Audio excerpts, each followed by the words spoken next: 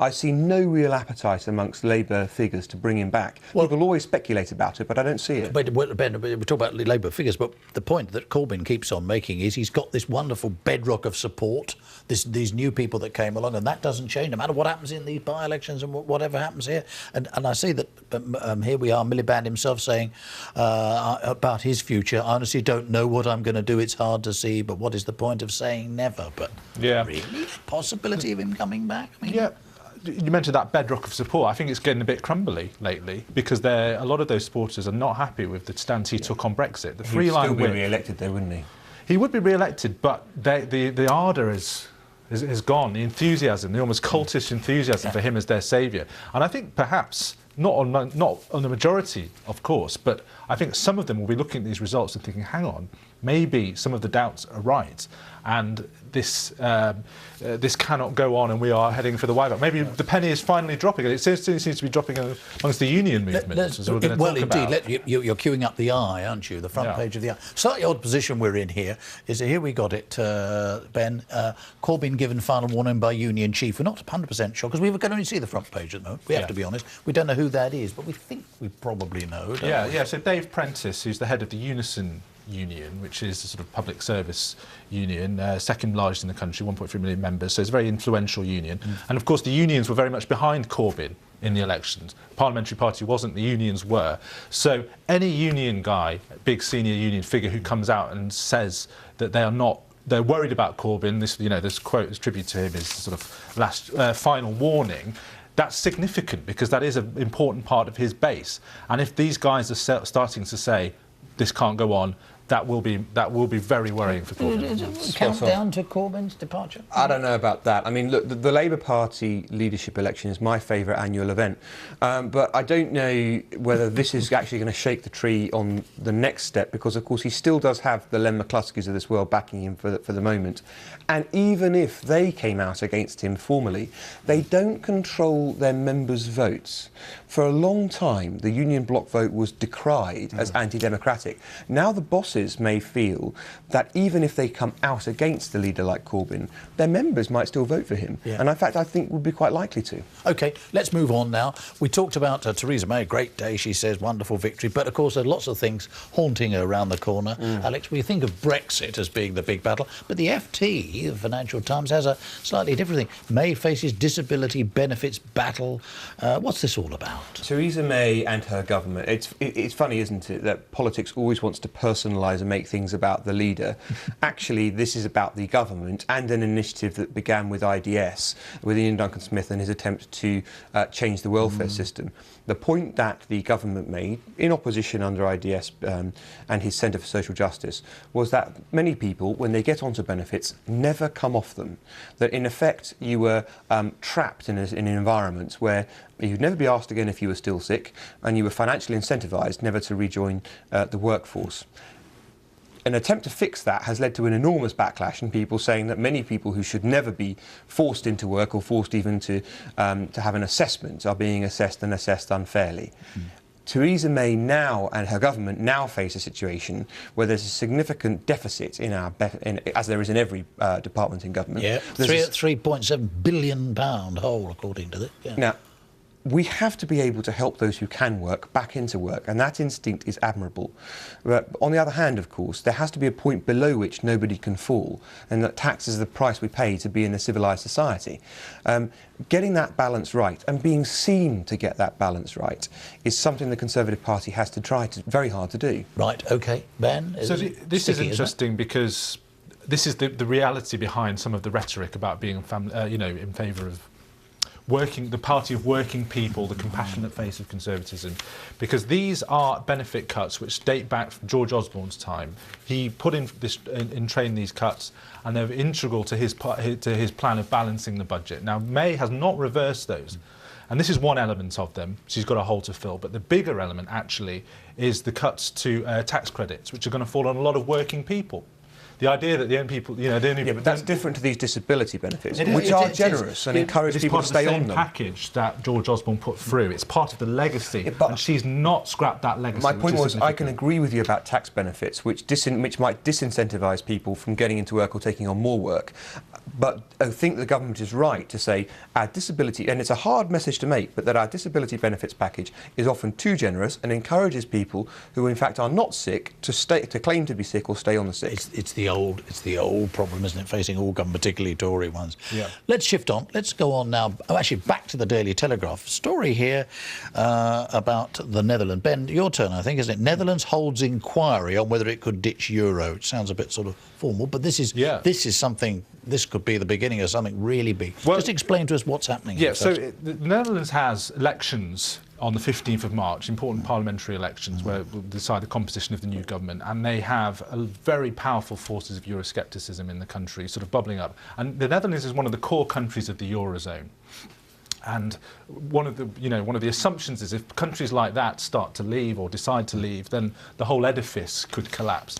So the fact that they're having a parliamentary vote on it, a parliamentary inquiry into it, yes. and then they will discuss it after the new elections, implies that it will be a big issue potentially at those elections. And if this Eurosceptic fervour sort of gets built up ahead of steam, there's no telling where it might end. So the stakes are high. This is all about outflanking this character, Geert Wilders. This is an attempt to draw the sting out of the Eurosceptic movement ahead of their parliamentary elections. It's an attempt to take the issue out of politics and force people to say, well, don't worry, we don't have to talk about that. It's going to happen after the election. That issue is basically parked. Drawing out one of the things that's most strong for the Eurosceptic movement. Many Dutch people may not question membership of the EU, but they really do question the impact of the euro. In wealthy Eurozone countries like the Netherlands, they've deeply resented having to bail out poorer Eurozone countries like Greece. But it is worth reflecting for a moment on the fact it's not just bailing them out. The Greeks spent the money themselves that got them into debt. That is their fault. But keeping them in a currency in which they plainly have no place, that is the EU's fault. And a generation of Greek youth was sacrificed on the altar of the European Union. Now, any decent-minded Dutch person would look at that and say, is that the kind of currency I want to be in? Yeah, well, but this, as I say, Ben, this could be the beginning of something very... I mean, us exiting, we know all about that, but if one of the mainstays of the European Union, which Holland definitely is, starts to move away from the currency... Yeah, and we saw in 2012... RIP the euro, isn't it? We saw in 2011 and 2012 how the markets react to the prospects of the Eurozone potentially crumbling or breaking apart, and traders go really nuts about the prospect, sending up credit spreads, stock markets get into trouble. But they forced the Greeks to stay in for political reasons. Any sane economic environment, the Greeks would have come out and devalued, wouldn't they? But they were forced to stay in because of the project, not because of economics. OK, let's move on. Daily Mail, whose turn is it, Alec? I think it's you here. Minister, beware buying a diesel. This is Chris Grayling, the Transport Secretary. Exactly. Right, that's it's worth saying that on the inside pages, the Department of Transport spokesman is saying, this is in no way the Minister saying you shouldn't buy diesel, which is what was said on the front page. This is the Minister saying people should be environmentally aware in making the decisions that they have to make. Chris Grayling has said that people should be aware of and alive to the point that if you are making busy journeys in city environments, then perhaps there's a better environmental choice for you than a diesel. That's probably true. On the other hand, it's another mood music move against diesel in a time when many people were positively encouraged by government to buy diesel. Yes, And that is what I think is so unfair, because there are many people up and down the country who thought they were doing the right thing. OK, they thought they were also getting more miles to the gallon, but they thought they were doing the right thing when they bought a diesel car, and now they see an environment in which governments up and down the land, ministerial in Westminster, mayoral in many cities, are looking at having extra costs for bringing diesel cars into an environment, or even just having having them on the road.